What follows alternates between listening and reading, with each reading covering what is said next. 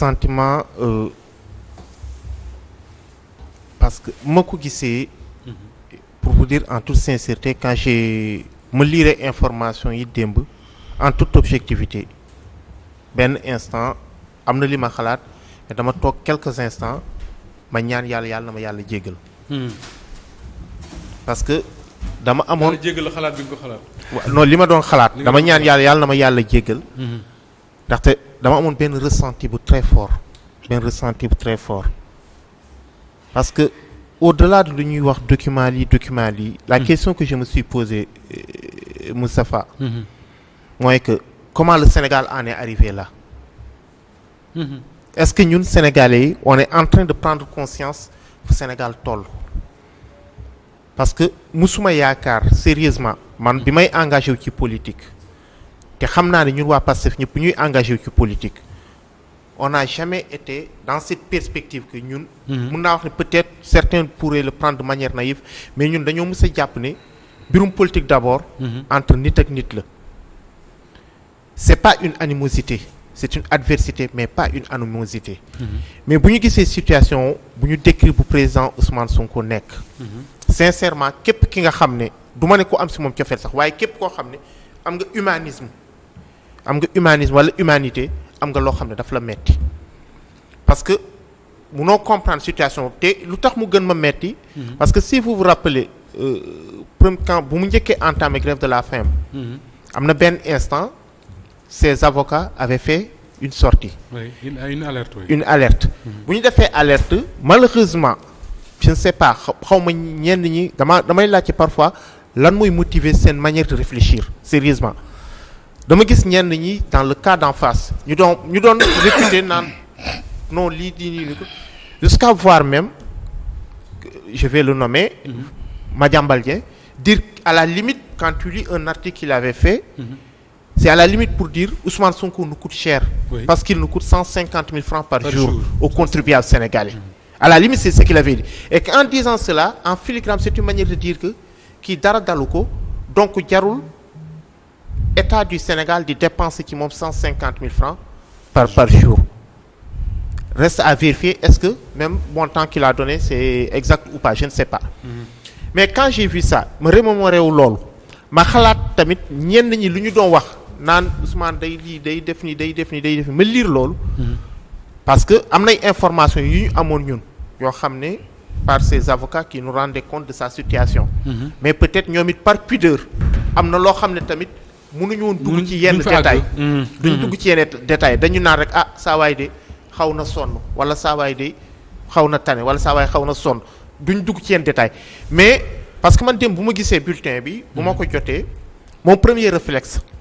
c'est de prendre bulletin bi nu mu mel noonu lu ñu bind parce que y a deux am na notu directeur administration pénitentiaire bu mu adresse ministre de la justice am na note du médecin du colonel traitant bu mu bind ay affaires ay mots yu compliqués man quand je l'ai reçu mon premier réflexe c'est de prendre ce document là et de l'envoyer à un ami qui est médecin pour xam lan la bëgg ma ne saa waay lii lan la bu mu liiree moom it mu ne ma bon je t'explique après ma ne ko non booy wax dis-moi rek sincèrement ce qu'il en est mais quand il m'a expliqué la situation après ci laa door a comprendre réellement lu mu wax qu'est-ce que ça signifie et bu ma ko comprendre sincèrement dama gis ne les gars qui sont en face du président Ousmane Sonko sérieusement en toute objectivité il ne le regarde plus en termes d'adversaire politique parce que bu fekkee nit ki da nga koy xool ci adversité politique am na loo xam ne da nga koy jomb et j'aime à le rappeler loo xam ne damay dégg nit ñi di ko wax yàlla na ko yàlla yërëm le président Dansokho dama dégg ne malgré son adversité politique à un moment avec le président Wade s'il était dans certaines situations d'après ce que les gens ont rapporté il se dit que le président Wade même demandait à ce qu'il soit pris en charge médicalement parce qu'il était sa posture était importante pour la bonne marche de la démocratie sénégalaise. Amath Dansokho a dit pour ne pas dire m'a dit que ni toll na benn moment Ablaye Wade proposé na ko évacuer ko en Suisse il a dit non. Il dit que Farba Senghor ci boppam la fa Ablaye Wade yónni woon. vous voyez parce que loolu dama dégg nit ñi di ko wax. Absolument, donc c'est pour dire que loolu c'est un peu ce que j'appelle le gentleman. dans la vie parce que nit ki tamit pour nga mun a jauger yow parce que pour man dama jàpp ne dans la vie lépp challenge la il faut ngay challenger ak keneen. pour nga mun a xam yow kan mooy sa capacité ak fan nga toll. mais dafa mel ne ceux qui sont en face du président Ousmane Sonko ñamewuñ ko challenger au lieu de le challenger à la limite vous m'excusez du terme c'est comme si les gens préféraient le voir disparaître et la question que je me pose. mooy mais loolu am na ko wax publiquement l'ami de Pape Makhtar la. non mais non man sincèrement.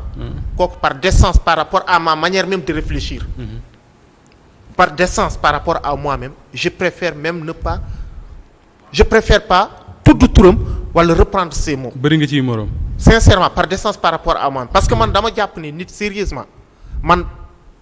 Moustapha je vais vous dire juste une chose man su may dawal ci tali. wallahi al azim su ma rombee muus bu ñu fiir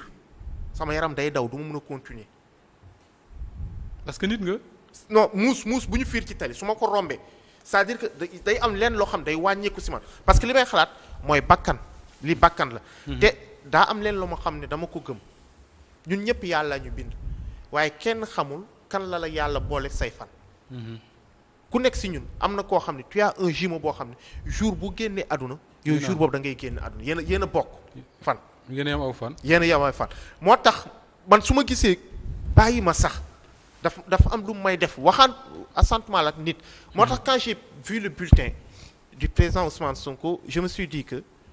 État du Sénégal ou ceux qui dirigent et sincèrement je pense que le président Macky Sall et le régime ils doivent penser à ça mooy lan dépasser de voir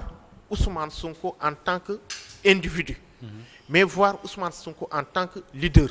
Ousmane Sonko en tant que homme politique Ousmane Sonko comme une personne qui a toute une masse derrière lui xam ne tamit humanisme te ñu xam ne tamit il est entre les mains de l'État parce que ku nekk prison tu es sous l'unique et l'entière responsabilité de l'État du Sénégal de l'État la fa munta dal État mooy entière responsable parce que bu fekkoon këram la nekk il est sous sa responsabilité mais instant yi fu mu nekk il est sous l'entière te jàpp naa ne ki humanisme fu mu nekk état bi war na xoolaat bu baax ñu xalaataat nag nañu xalaat ëllëg si parce que nañu xam ne lenn na am y a que le pouvoir de Dieu qui soit éternel ñun ñëpp dañuy jot pouvoir tey suba ñu ñàkk ko ñun ñëpp dañuy jot pouvoir tey suba ñu ñàkk ko te kenn ñaanu lépp loo xam ne ëllëg si biir yow bëggoo mu dal la wala ñu def la ko wala yéene woo ko sa bopp pour man waroo ko yéene sa morom te su ma gisee yenn yi sincèrement ça me fait mal de le dire mais actuellement ce que je vois d'en face c'est vrai que je ne vais pas mettre tout le monde dans le même package du tout mais ñu bëri ñi ma ciy dégg ñuy wax wala ñuy agir sincèrement je leur fais un appel nañu delloo seen xol ak seen xel ñu am benn dose d'humanité et benn dose d'humanisme. D'accord alors Modou Mamoun Ngom